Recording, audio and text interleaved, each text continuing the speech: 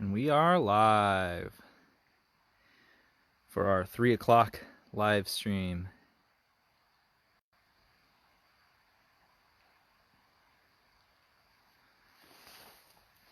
I'm in a little bit more remote area today, so as you're tuning in, please let me know if you can see what I'm seeing, if you can hear me here. I'm out at Prairie Creek Redwood State Park.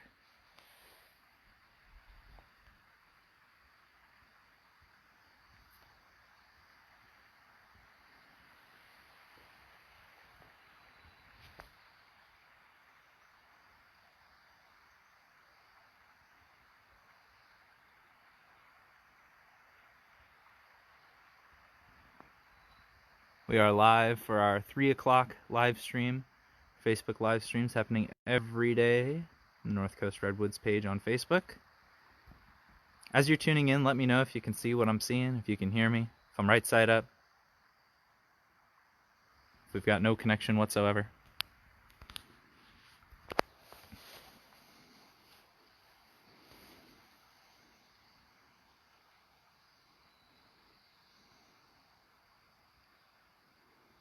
It's just now 3 o'clock. Looks like we're getting our first couple of people tuning in. Hello, welcome. Welcome to our 3 o'clock live stream on Humboldt history, part of our daily live stream series. If you're starting to tune in now, I am in a little bit more remote location, so just let me know if you can hear me, if you can see what I'm seeing, if we're right side up, if the audio quality is decent, or if there's a whole bunch of static. I'll be able to see your comments. It's a beautiful day out here in Prairie Creek Redwoods State Park.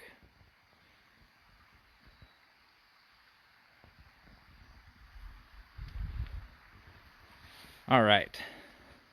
Just want to say hello real quick. My name is Kyle. I'm a park interpretive specialist for the North Coast Redwoods District of California State Parks. Today I'm out in Prairie Creek Redwoods State Park in Redwood National and State Park. Today I'm going to be talking about Humboldt history. I've been talking about Humboldt history every Wednesday and Saturday. Today our historical focus is going to be on the redwoods. Such a kind of iconic part of Humboldt is our massive redwood trees. We'll be talking a little bit about their history, how long they've been around, and how to tell a redwood tree apart from some other trees. I do want to apologize a little bit. I don't have my gimbal today, so my video might be a little bit shaky. Let me know if you do want me to get a better look at anything or stay on something for a little moment so you can get a better look at it. Favorite place in the world I see popping up in the comments, absolutely Prairie Creek Redwoods is beautiful. So I want to show you guys a little bit just of the natural beauty out here today, but also talk a little bit about the redwoods because they are so spectacular. I do want to recognize that many of you are home today, sheltering in place and things like that. We're out here in the parks to try and give you a little bit of a look of some of the natural spaces that you might be missing, to show off some of the places that we love, hopefully to give you a little bit of taste of that outdoor, and to give you some places to look forward to coming and visiting when the parks are open again. So thank you guys all so much for tuning in. I'll flip the camera around so you can see these beautiful redwoods, and we'll go ahead and get started. So redwood trees are incredibly old. They've been around for a very long time, and there's a number of different fossil records that suggest a little bit different things, but it's pretty safe to say that these trees have been around since the time of dinosaurs. These trees have been around for millions of years and definitely longer than people have. These trees can grow nearly 400 feet tall. They can live well over 2,000 years, in some cases up to 3,000 years old. These massive trees.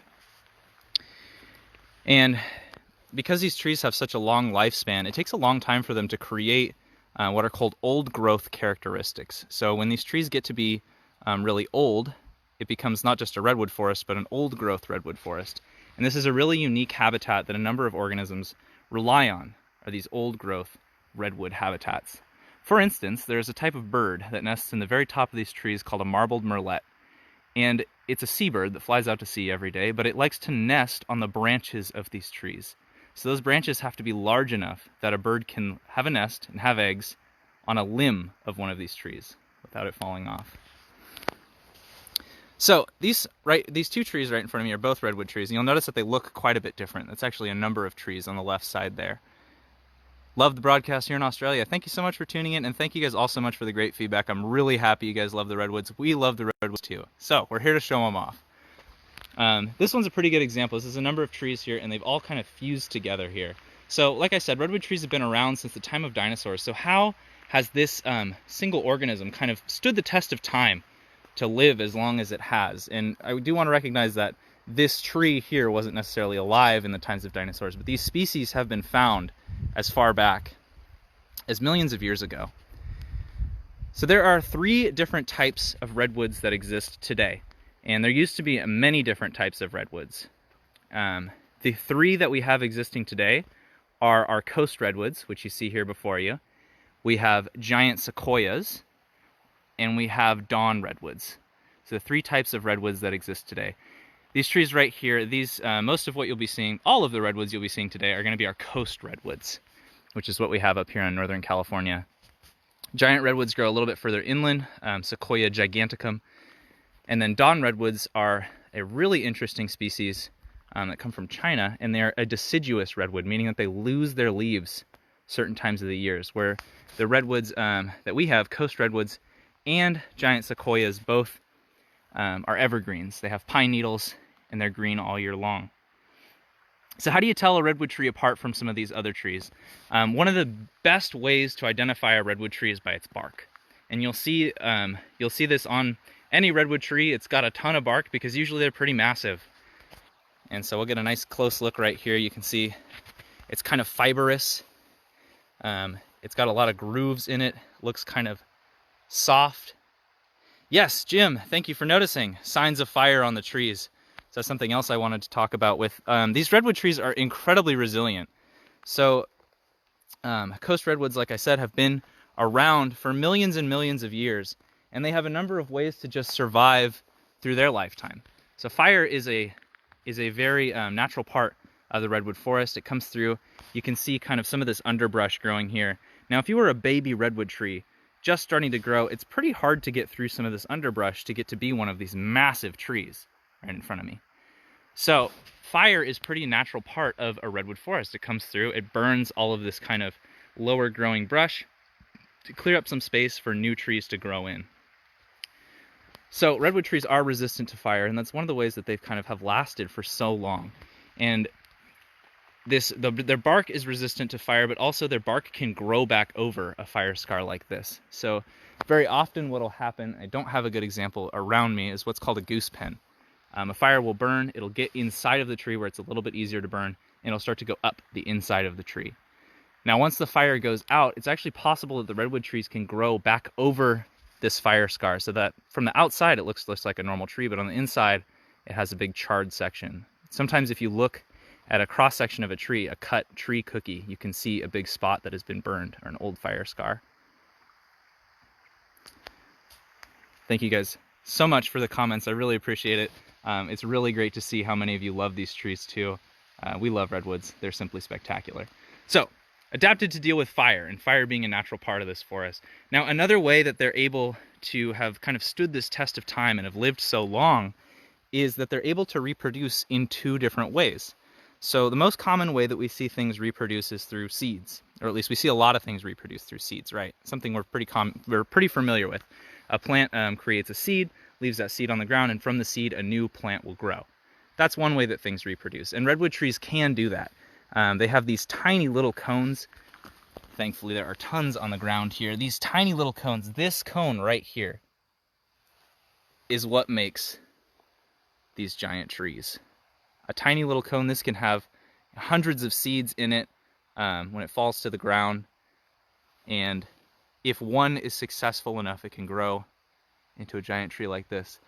Michelle asking, what park and trail am I on? I am in Prairie Creek Redwoods State Park, part of Redwood National and State Park, and I am right next to the Campfire Center on the Revelation Trail.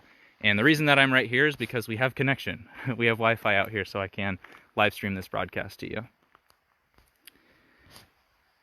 So, 2 different ways that redwood trees can reproduce. We've got what we're kind of familiar with, these redwood cones leaving seeds, and a brand new tree growing from this. Yes, Michelle, Prairie Creek, absolutely. Prairie Creek Redwoods State Park. Another way that these trees can reproduce is through spores. So this is how ferns reproduce. And let me see. Aha, ferns are very convenient like this. If we take a look, do you see all those little orange dots? Those are called sori. Those are clusters of spores. and those can fall off and create new ferns. Now the difference between a spore and a seed is that a spore is the exact same set of genetic material from the parent. So those fern spores are going to come off, and that genetic material is going to be exactly the same as that fern right there. Now a seed, just like a person, takes two different sets of genetic material. So it's two sets of genetic material making a unique and new individual, a new genetic code made from the two different parents. So in that way, seeds can kind of lead to evolution over time. Successful traits from both parents, those traits are taken into account over many, many generations, and survival, the successful living traits are passed on to those seeds over and over again. So in that way, they can kind of keep to adapt and evolve. Where a spore, being the exact same genetic material, is the same as the parent. If there's any flaws with the parent, if there's some way that it wasn't adapted to deal with fire, disease, or anything, those traits will be passed on to the next generation growing through. So this tree right here looks incredibly thick, but this is actually a number of trees all growing together. So as I start to move around this, you can see some of the individual trees growing out. And this is a redwood tree that has likely reproduced with spores, just like the fern.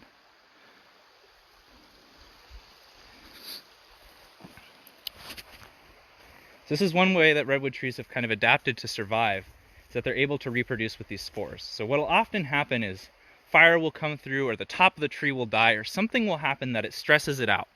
And it has these dormant spores in these kind of chunks of wood called burls. They're often these massive, kind of twisted looking pieces of wood sticking off of a tree, or a redwood tree.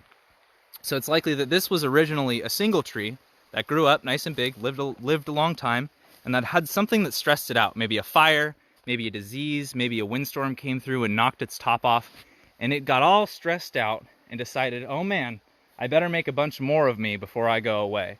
So all of these other trees growing around it likely have the same genetic code. So these are essentially all the same tree. Different individuals, but the same genetic code, growing in what's called a fairy circle. This is pretty common, something pretty common to see in a redwood forest, is you'll see one tree that's kind of been stressed out and a whole bunch growing around it, a lot of smaller trees. And this one's really impressive. This fairy circle has grown up, and these trees have fused together, likely being individual trees at one point, but now all of their bark is kind of fusing together. It's likely that they're sharing nutrients and kind of existing as one organism. So these trees have been around for millions of years, but I do want to recognize with heavy logging that came through this area when people first started coming up around the 1850s, 1860s, that this redwood forest and redwoods in general were in threat of going extinct, essentially. They are now an endangered species because there was such heavy logging that old growth redwood trees, those unique ecosystems created by trees that have lived a long time, a potential 3,000 year lifespan, they create a unique ecosystem. That ecosystem, there's now only 4% remaining in the world. They already had a pretty narrow range of growth. It said that at one point they did grow as far south as Los Angeles, but now that range has severely reduced, in that the old growth redwood forest, that there's only 4% remaining. So if you want to kind of help protect these trees, Save the Redwoods League, they do exactly what their name says. They set out to kind of help protect some of the remaining redwood trees. Hello from Humboldt State EEI. Thanks so much for tuning in, Sabrina. So only about 4% remaining of that old growth forest. And it takes a long time to get back to those characteristics. On a 3,000 year lifespan, there's a number of projects trying to kind of help restore those characteristics in some other forests. But again, Save the Redwoods League is looking to kind of protect the remaining old growth redwoods. Much of it is protected now with state parks and national parks. Around 70% of the remaining old growth is protected, but that's only 4% of their original range. So it's really important that we do our best to kind of help these trees out. They also sequester a ton of carbon, which helps a lot with climate change. So I'm going to go ahead and wrap it up for now, but if you guys do have any questions, please let me know. I'm seeing the comments, and I'm loving it. I'm just going to walk a little bit further. Again, I'm kind of bound to this campfire center over here. So I'm going to kind of start walking down the river over here, or the Prairie Creek. I'm going to see how far I can get before I disconnect. But just to give you guys some beautiful views. If you have any questions, please let me know, as I'll just be walking down this trail for a couple more seconds. But thank you all so much for tuning in. We're doing these live streams at 3 p.m. every day. Got beautiful flowering red currant right here. Doing these live streams at 3 p.m. every day. So you can tune in tomorrow, get an earful from Griff in Humboldt Redwoods State Park. There are banana slugs out. I saw one a little bit earlier. It's a little bit far from where I'm standing now. Let's see how far I can get, if I can catch any banana slugs for you. They're a great part. But anyway, if you like these kinds of videos, share them out for your friends. Help us get the word out about these 3 p.m. live streams. And if you're looking for something to do in your home, we are starting a challenge called the Parks in Your Home Challenge. So if you want to get involved and do a little bit of interpretation yourself, find an item in your home and make a 1-minute video just talking about that thing and how much you love it. And post that with the hashtag Parks in Your Home Challenge. We'll be kicking that off in a big way on Wednesday, Earth Day. I see a couple more questions. Banana slugs are out, yes. Haven't seen one, just saw one a little bit earlier. Elk, I have not seen elk out on the prairie today, but they are frequently out here. Maybe I'll see them on my way out. And I am relatively near Crescent City, Lori. I am at Prairie Creek Redwood State Park, which is probably about an hour south of Crescent City. All right, and see how much further I can get down here before I cut out. But check out the Parks in Your Home Challenge. Check out our 3 p.m. live streams every single day. Tomorrow, like I said, will be from Humboldt Redwood State Park with Griff. I'm talking about some more redwood ecology.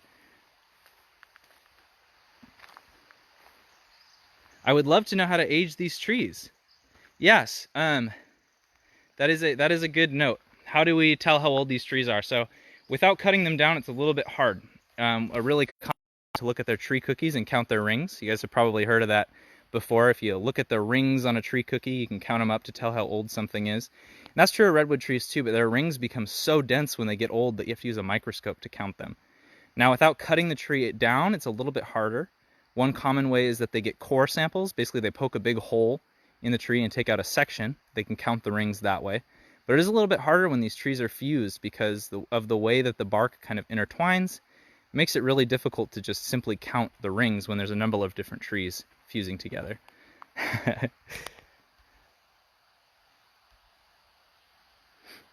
Again, this is Prairie Creek Redwood State Park. So if you when we don't have to shelter in place, hopefully some of you can come out and visit this beautiful park. It is a pretty magical place, pretty magnificent. Any magical creatures today? Oh, you know, just some unicorns and maybe a hippogriff or two. I did see actually a really beautiful moth earlier as I was walking over here. It was pretty incredible. I'm gonna keep moving down again. I'm probably gonna disconnect pretty soon, but I just wanna give you guys some of these beautiful views down this trail, this riparian area right along the creek. A lot of red alders and things growing in this area. Less of those massive redwood trees, not growing right in the creek, but nearby.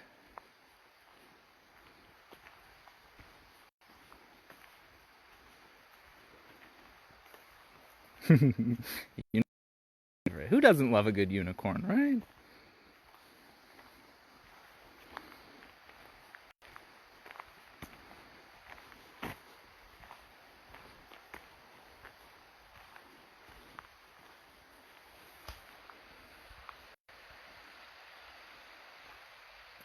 So by measuring that, just measuring their width of their trunk, dBH at breast height, is a pretty common way. But for redwood trees, it doesn't necessarily work because they have so many kind of unique characteristics that shape them into different looks. For instance, a tree that grows up with abundant light is going to grow way faster than a tree that's in kind of a dense old-growth forest. So again, a tree that might be younger might be bigger, and a tree that might be older.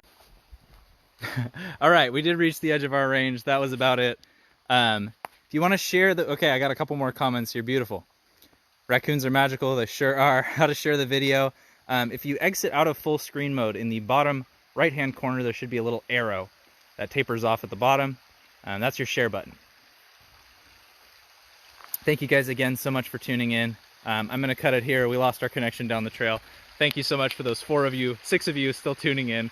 Thank you guys all so much for tuning into these 3 o'clock live streams. It means a lot to us, and hopefully this gives you a little bit of some of the outdoor spaces that you might be missing, and a little something to look forward to coming back to.